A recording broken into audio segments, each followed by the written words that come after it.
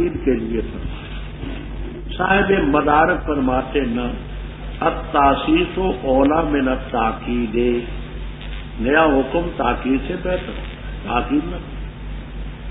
پہلا جو حکم ہے وہ انبیاء علیہ السلام کے متعلق ہے، ابراہیم، اسماعیل، اسحاق، یعقوب، موسیٰ، عیسیٰ علیہ السلام، اور یہ ان کی اولادوں کی طرف ہے، تو تکرار نہ ہو۔ کیا مدارک والے کیا کہیں گے؟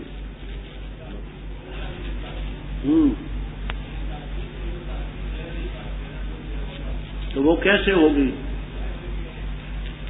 پہلے تل کو متن قد خلت میں ابراہیم علیہ السلام، اسماعیل علیہ السلام، اسحاق علیہ السلام، یعقوب علیہ السلام پیغمبر ہو، دل کا مشار ملے پیغمبر ہو، اور اس میں ان کی اتباع ہوں، پیغمبر نہ اسباط ہوں۔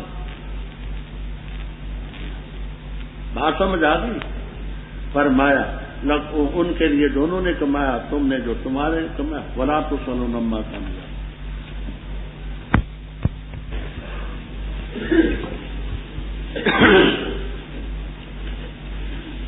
اعوذ باللہ من الشیطان الرجیم، بسم اللہ الرحمن الرحیم۔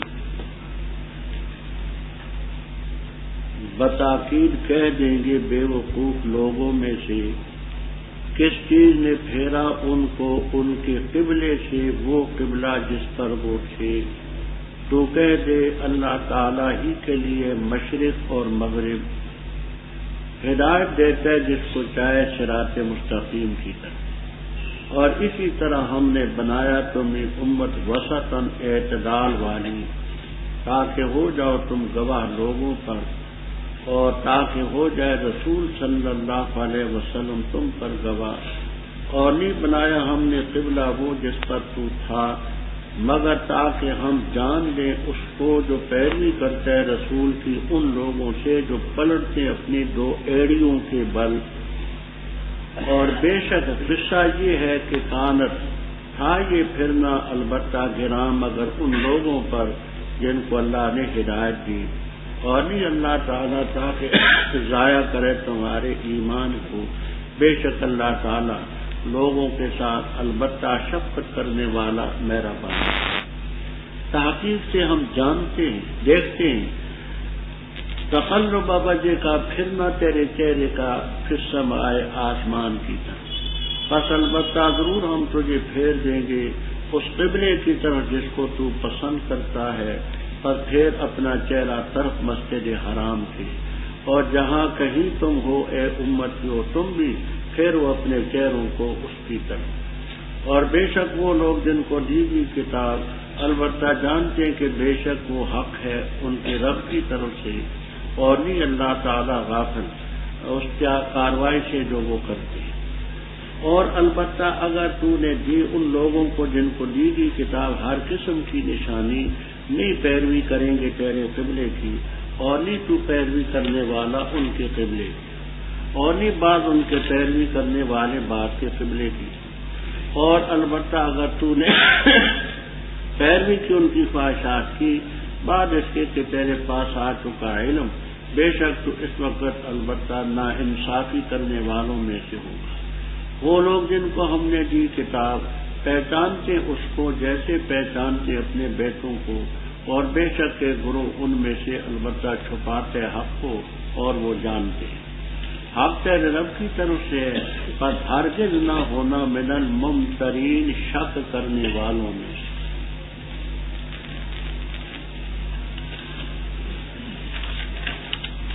ربط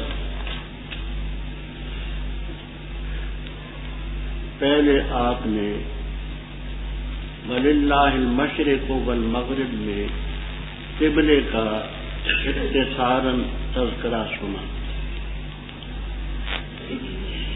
کہ قبلے کی نسخ پر اعتراض کرنے والوں نے اعتراض کیا۔ اس کے متعلق آپ اصولی طور پر بات یاد رکھیں، تفسیر ابن کثیر، تفسیر ابو سعود، تفسیر مظہری وغیرہ وغیرہ تفسیروں میں ہے کہ حضرت صلی اللہ تعالی علیہ وسلم مدینہ طیبہ میں ahnaf.com www.asnaf.com بنو سلمہ کے محلہ میں ظہر کی نماز پڑھا رہے تھے. 2 رکعتیں آپ نے مسجد اقصی کی طرف منہ کر کے نماز پڑھائی. 2 باقی تھی. حکم نماز کے اندر تحویل قبلے کا آ گیا. بقیہ 2 رکعتیں آپ نے قبلۃ اللہ کعبۃ اللہ کی طرف رخ کر کے پڑھائی اور مقتدی پیچھے سے استدارو وہ بھی چکر کاٹ کے قبلے کی طرف. اس تحویل قبلے سے پہلے ہی اللہ تعالی نے اطلاع دی تھی سیقول السفہاء. زمخشری کے قاعدے کے مطابق سین تاکید کے لیے بتاکید کہیں گے بے وقوف، اور دوسرے حضرات کے قاعدے کے مطابق ان قریب کہیں گے سین استقبال قریب کے لیے. وہ جو بے وقوف ہیں لوگوں سے کیا کہیں گے؟ ان مومنوں کو کس چیز نے پھیرا اس قبلے سے جس پر وہ تھے؟ مسجد اقصی جو ان کا قبلہ تھا اس سے اب کعبۃ اللہ کی طرف کیوں پھیرے؟ تو کہتے ہم تو اللہ تعالیٰ کے حکموں کے پابند ہیں. للہ المشرق والمغرب، مشرق بھی رب کی ہے مغرب بھی رب کی ہے. جو حکم وہ کرتا ہے ہم اس کو مانتے ہیں. یہدی من یشاء الی صراط مستقیم. یہ آپ نے تعذیب وغیرہ شرح تعذیب وغیرہ میں پڑھا کہ ہدا کا صلہ الہ یا لام آئے تو اراد و طریق کے معنی میں، اور بغیر الہ و لام کی آئے تو اس کے معنی ایصال المطلوب ہے. یہاں الہ صلہ ہے تو معنی ہے کہ رہنمائی کرتا ہے جس کی چاہے صراط مستقیم. وَكَذَلِكَ کیا مطلب ہے؟ تو سیوطی رحم اللہ تعالی وغیرہ فرماتے اے کما ہدیناکم، اوپر ہے واللہ یہدی من یشاء، اے کما ہدیناکم الی صراط مستقیم کذالک جعلناکم امۃ وسطا. وکذالک کا مفہوم سمجھے، اے کما ہدیناکم الی القبلہ الی صراط مستقیم کذالک ایسے ہم نے بنایا تمہیں امتن وسطن درمیانی امت، تاکہ ہو جاؤ گواہ لوگوں پر اور نبی صلی اللہ علیہ وسلم تم پر گواہ. وسط کے معنی ہوتے ہیں اعتدال والی، عدل والی، درمیانی امت. ایک ہوتا ہے سین کے سکون سے وسطن، ایک ہوتا ہے وسطن سین کے فتح سے. مشہور عربی کا محاورہ ہے الساکن متحرک والمتحرک ساکن. الساکن متحرک والمتحرک ساکن. یہ دیکھیے ایک کنارہ یہ ہے، ادھر دیکھیے ایک یہ ہے، ایک وہ ہے. تو ساکن جو ہے وسطن، وسط کے معنی اس اور اس کے درمیان ہو. یہ بھی وسطن، یہ بھی وسطن، یہ بھی وسطن، وہ بھی وسطن. یہ وسطن سکون جو ہے یہ متحرک ہے، اور وسطن سین کے فتح سے ہو متحرک ہو تو وہ ساکن این سنٹر پر ہو تو اس کو وسطن کہیں. الساکن متحرک والمتحرک ساکن. تو اس اور اس کے درمیان کہیں بھی ہو وہ وسطن ہوگا، این درمیان میں ہو تو وسطن ہوگا، وہ ادھر ادھر نہیں. اعتدال والی، عدل والی امت. اب اس آیت کی تفسیر کیا ہے کہ تم لوگوں پر گواہ بن جاؤ. جیسے اہل بدعت نے یہاں سے ثابت کیا کہ رسول صلی اللہ علیہ وسلم تم پر گواہ ہیں، اور گواہ کا معنی احمد رضا خان کرتے حاضر ناظر، شاہد کے معنی کرتے حاضر ناظر. انا ارسلناک شاہدن، ہم نے تجھے حاضر ناظر بھیجا. لا حول ولا قوت الا باللہ. قرآن کریم کے تراجم میں اتنا غلط ترجمہ سینہ گوری والا خدا گواہ ہے اور کوئی نہیں جتنا اس نے کیا. تفسیروں میں تو بڑا کچھ کرتے ہیں، لفظی ترجمہ. اب ایک عام سادہ آدمی پڑھے گا کہ شاہدن کے معنی حاضر ناظر کے ہیں، تو وہ سمجھے گا یہ تو قرآن کا مفہوم ہے حاضر ناظر۔ بھائی اگر حاضر ناظر ہونا ہوتا تو فقہائے کرام رحمہم اللہ تعالی سے زیادہ محتاط طبقہ دین میں کوئی نہیں۔ وہ کہتے کہ ایک کلمہ انسان بولے اس کے 100 معنی ہوں 100، ایک اسلام کا ہو 99 کفر کی، تو قائل کو کافر نہ کہو، ہو سکتا ہے اس نے اسلام والا معنی ہی مراد، وہ 1% پہلو کو بھی نظر انداز نہ کرنے والا طبقہ۔ معنی سمجھتی؟ ایک کلمہ بولے 100 معنی ہو، ایک کم 199 یہ کفر کی، صرف ایک اسلام کا، تو کہتے کافر مت۔ ahnaf.com www.ahnaf.com ہو سکتا ہے کہ قائل کی مراد وہ اسلام والا معنی ہے، لیکن یہ بھی تصریح کرتے ہیں اگر کوئی شخص کفر کی شق کو متعین کرے اس کو کافر نہ کہنے والا بھی کافر ہے، اتنا محتاط ہے۔ تمام کو کہا حوالے تبرید النواظر میں نے درج کر دیے ہیں، تمام فقہا کے وہ کہتے ہیں کہ آپ کو حاضر ناظر سمجھنا کفر ہے۔ بھائی جو چیز کفر ہے وہ قرآن کے کسی لفظ کا ترجمہ کیسے بن سکتا ہے؟ جو کفر ہو وہ قرآن کریم کے کسی لفظ کا ترجمہ کیسے بن سکتا ہے؟ تو یہاں سے وہ کہتے ہیں تاکہ نبی تم پر شہیدن گواہ بنے حاضر ناظر۔ مزید بات کو تبرید النواظر میں دیکھ لینا، آنکھوں کی ٹھنڈک تباشدہ کے پاس۔ یہاں جو بات میں عرض کرتا ہوں اس کو سمجھیں۔ اس آیت کریمہ کی تفسیر خدا حضرت صلی اللہ علیہ وسلم نے کی، بخاری میں ہے اور صحاح میں ہے، مزید تفصیلی روایتیں در منصور میں، معالم التنزیل میں، ابن کثیر میں، روح المعانی میں، ابن جریر طبری میں خلاصہ کی قیامت کا دن ہوگا۔ مثلا اللہ تعالی حضرت نوح علیہ السلام کو طلب فرمائیں گے، آؤ تمہارا اور تمہاری قوم کا حساب ہو رہا ہے۔ نوح علیہ السلام سے رب فرمائیں گے حل بلغت قومک کا، کیا لوگوں نے اپنی قوم کو تبلیغ کی تھی؟ تو نوح علیہ السلام فرمائیں گے میں نے تبلیغ کی تھی۔ لوگوں سے پوچھا جائے گا امتیوں سے جو کافر ہیں کیا تمہیں نوح علیہ السلام نے تبلیغ کی؟ تو وہ کہیں گے جی نہیں ہمیں کوئی تبلیغ نہیں۔ اب حضرت نوح علیہ السلام کی حیثیت ہوگی مدعی کی، قوم کی حیثیت ہوگی مدعا علیہ کی، اور مشہور حدیث ہے البینۃ علی المدعی والیمین علی من انکر۔ تو رب تعالی حضرت نوح علیہ السلام سے فرمائیں گے میں یشہد لکاتو مدعی ہے، گواہ تیرے کو۔ تو نوح علیہ السلام فرمائیں گے میرے گواہ ہیں محمد صلی اللہ علیہ وسلم و امتہ، چنانچہ آپ کی امت کو گواہ کے طور پر پیش کیا جائے۔ یہ امت گواہی دے گی کہ ہم گواہی دیتے ہیں کہ نوح علیہ السلام نے تبلیغ کی۔ وہ لوگ اعتراض اٹھائیں گے، کہیں گے یہ تو موقع کی گواہی نہیں، عینی گواہی نہیں، ہم سے 1000 سال بعد کو آئے، انہوں نے ہمیں کب دیکھا ہے؟ تو موقع کی اور عینی گواہی۔ رب تعالیٰ فرمائیں گے سنتے ہو دوسرا فریق کیا کہتا ہے؟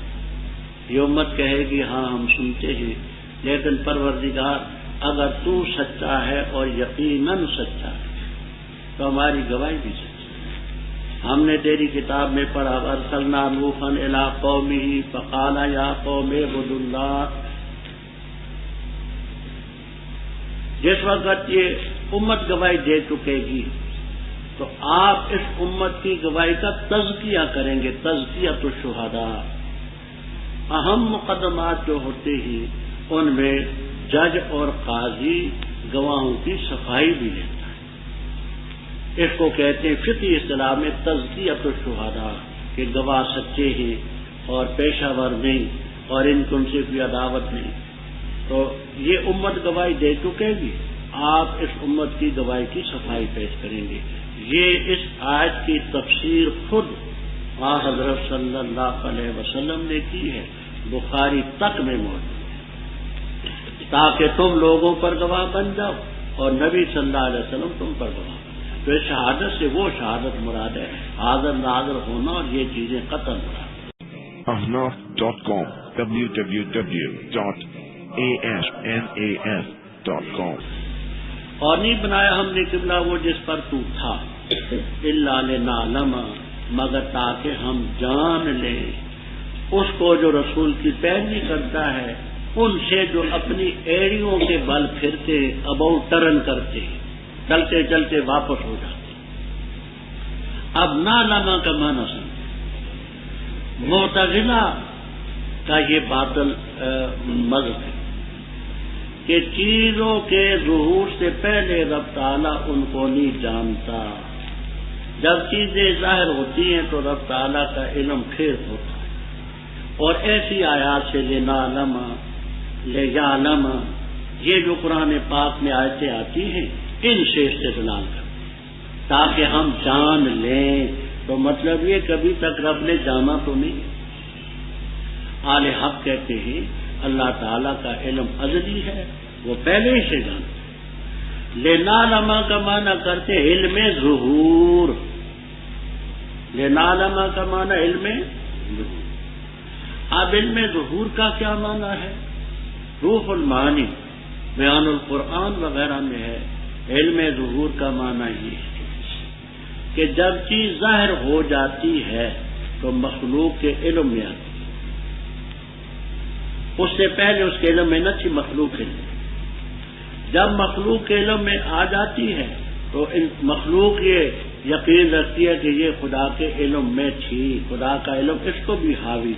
تو ظہور کا معنی یہ ہے کہ مخلوق کی بنسبت ہے، اب تو پہلے سے جانتا ہے علم ظہور، جو ایڑیوں کے بل کرتا ہے۔ یہاں تفسیروں میں آپ کو ملے گا کچھ لوگ ایسے بھی تھے کہ تحویل قبلے کی وجہ سے بدظن ہو کر کے مرتد ہو گئے، معاذ اللہ۔ وَإِنْ كَانَتْ لَكَبِيرَةٌ، یہ ان جو ہے یہ اصل میں تھا انا مشدد ہے،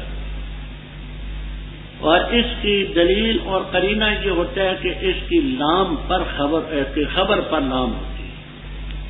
ان مسقلہ ہو، اس کی خبر پر لام، یہ وَإِنْ كَانَتْ اصل میں وَإِنَّا یہ۔ اب اسم اس کا کیا ہے؟ تو اسم اس کا محذوف ہوتا ہے بالعموم، وہ مذکر ہو تو اس کو ضمیر شان کہتے ہیں، مؤنث ہو تو اس کو ضمیر قصہ کہتے ہیں۔ یہاں پہ انشاءاللہ جلالین تک میں ملے گا وَإِنَّهَا، اور بے شک قصہ ہی کانت لکبیرۃ، یہ کانت کی ضمیر کدھر جاتی ہے؟ تو یاد رکھنا واللہ جو ولی یہ باب تفعیل ہے، اس کے دو مصدر آتے ہیں، ایک تولیتن اور ایک آتا ہے تولی۔ واللہ جو ولی تولیتن اور تولی، تو یہ تولیتن کی طرف راجع ہے کانت، اور بے شک قصہ یہ کانت تولیت، یہ منہ پھیرنا لکبیرہ، یہ آپ کو جلالین تک میں ملے۔ تو کانت کی ضمیر کے دن راجع ہے تولیتن جو مصدر ہے واللہ، اور تولی بھی آتا ہے، وہ آگے اس کی طرف بھی ضمیر کرے، بے شک یہ منہ پھیرنا۔ البتہ مشکل تھا مگر ان پر جن پر اللہ نے ہدایت دی، وما کان اللہ لیضیع ایمانکم، اللہ تعالیٰ تمہاری ایمان کو ضائع نہیں کرتا۔ بخاری میں موجود ہے کہ جس وقت قبلہ بن گیا کعبہ تو 16-17 مہینے لوگوں نے نمازیں پڑھی تھیں مسجد اقصی کی طرف۔ بعض لوگوں کو وہم یہ ہوا کہ اس طرف جو منہ کر کے نمازیں پڑھتے رہے منسوخ قبلے کی طرف، ان نمازوں کا کیا بنا؟ تو بخاری میں موجود ہے ایمانکم اے صلاتکم، اللہ تعالیٰ تمہارے ایمان کو جو اس کا حصہ اہم نماز ہے اس کو نہیں ضائع کرے گا۔ تم نے جو مسجد اقصیٰ کی طرف منہ کر کے نمازیں پڑھی، ہمارے حکم کے مطابق پڑھی، وہ حکم منسوخ تو اب ہوا نا، پہلے تو نہیں۔ بے شک اللہ تعالیٰ انسانوں کے ساتھ لرؤوف الرحیم، شفقت کرنے والا رحیم۔ بے شک اللہ تعالیٰ انسانوں کے ساتھ شفقت کرنے والا مہربان۔ بعض محققین فرماتے ہیں انسان دو چیزوں کا مرکب ہے، ایک جسم، دوسری روح۔ تو لرؤوف کا مطلب یہ ہے کہ پروردگار تمہارے جسم پر بھی شفقت کرتا ہے، اور رحیم ہے تمہاری روح کے لیے بھی اس نے خوراک کیا، دونوں کے ساتھ۔ جب قبلے کی تحویل نہیں ہوئی تھی، آپ بار بار آسمان کی طرف رخ اٹھا کر کے منتظر رہتے تھے کہ وحی آئے، میرا قبلہ کعبہ بن جائے۔ اس کا ذکر ہے قد نرى تقلب وجهك۔